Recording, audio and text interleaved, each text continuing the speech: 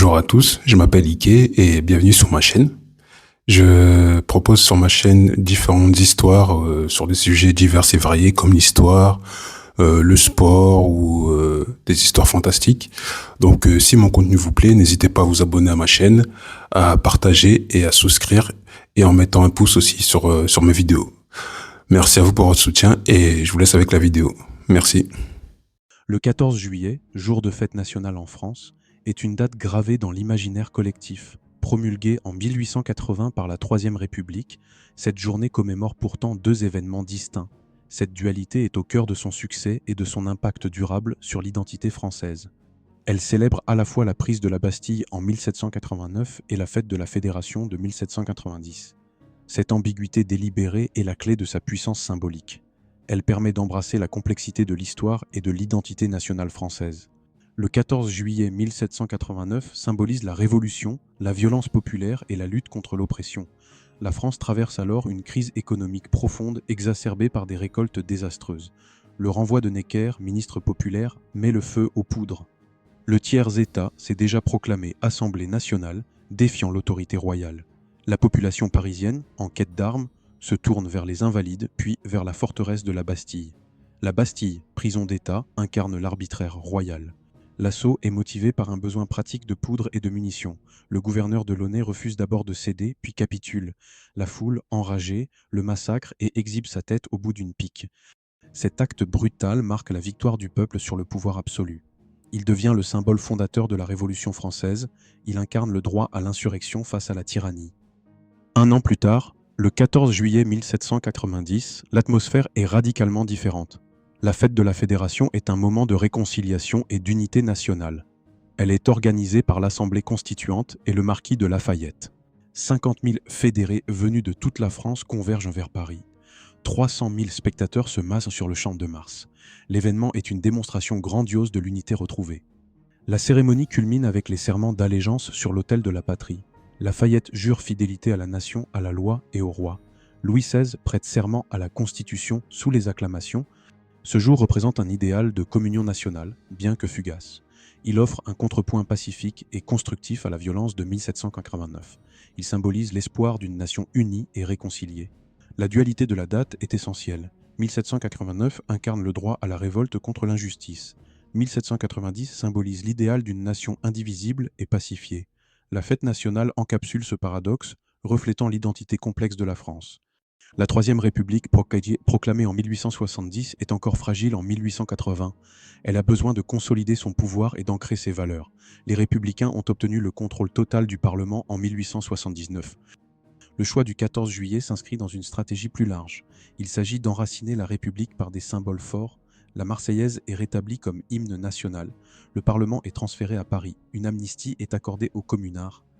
La bataille parlementaire autour du 14 juillet est révélatrice. Benjamin Raspail, député de gauche, propose de célébrer le 14 juillet 1789. Il y voit le triomphe de la liberté sur l'oppression. L'opposition monarchiste rejette violemment cette proposition. Pour eux, 1789 est un jour de sang, synonyme de violence et de régicide. Ils craignent une célébration de l'anarchie. Henri Martin, rapporteur du projet de loi, opère alors un coup de maître. Il déplace stratégiquement le focus vers la fête de la Fédération de 1790. Il insiste sur son caractère pacifique et unificateur. Cette manœuvre désamorce l'opposition. Elle offre une mémoire consensuelle et apaisée. La loi, adoptée le 6 juillet 1880, ne spécifie délibérément pas quel 14 juillet est commémoré. Cette ambiguïté brillante permet à tous les républicains de s'unir. Des modérés aux radicaux, chacun peut y trouver son compte.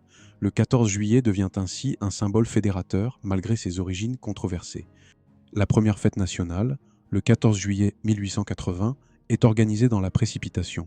La loi a été promulguée tardivement. Malgré cela, l'événement est un succès retentissant. L'événement central à Paris est la distribution des drapeaux à l'armée. Elle a lieu sur l'hippodrome de Longchamp. C'est un moment fort de réconciliation entre la nation et son armée. Après la défaite de 1870, l'armée doit retrouver sa place. Cette cérémonie symbolise le renouveau de la fierté nationale. Elle marque le rétablissement des liens entre l'institution militaire et la République.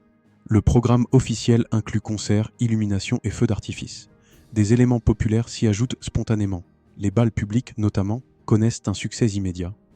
La célébration de 1880 révèle aussi les divisions politiques sous-jacentes. Deux représentations de Marie-Anne, allégorie de la République, émergent. Elles illustrent les tensions idéologiques. À Paris, Marianne est représentée coiffée du bonnet phrygien. Elle incarne une république radicale, héritière de la Révolution. C'est une figure révolutionnaire et populaire. À Angers, une région plus conservatrice, Marianne est différente. Elle est plus sage, ornée d'une étoile et d'une couronne de laurier. Elle symbolise la neutralité et le progrès mesuré. Ces deux Mariannes illustrent la bataille en cours pour définir l'identité républicaine. Le 14 juillet devient un terrain d'expression de ces différentes visions. Il est à la fois unificateur et révélateur des clivages. Le défilé militaire est devenu un élément incontournable de la fête. Initialement tenu à Longchamp de 1880 à 1914, il est déplacé sur les Champs-Élysées après 1919. Il est un spectacle de puissance et de cohésion nationale. Le défilé est aussi une scène pour l'histoire et la diplomatie française.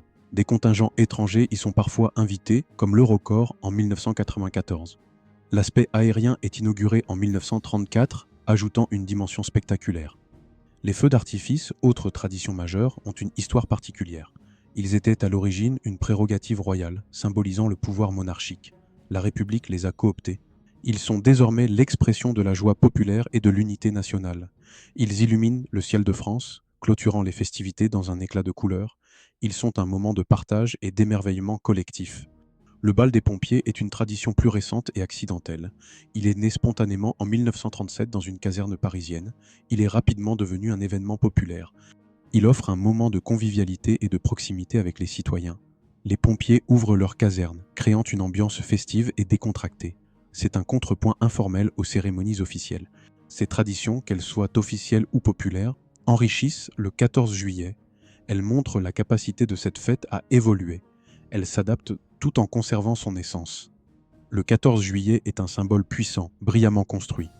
Sa longévité et son succès proviennent de son ambiguïté délibérée. Il célèbre à la fois la rupture révolutionnaire et l'unité nationale. Cette dualité permet à la France d'embrasser son identité complexe. Elle reconnaît la nécessité de la révolte face à l'injustice. Elle affirme aussi l'idéal d'une nation unie et réconciliée. Le 14 juillet n'est pas seulement une date historique, c'est une construction politique et culturelle. Il continue de résonner année après année, comme le reflet d'une nation en constante évolution. La vidéo est à présent terminée. Si vous avez aimé mon contenu, vous pouvez le soutenir en partageant, en likant et en vous abonnant à ma chaîne.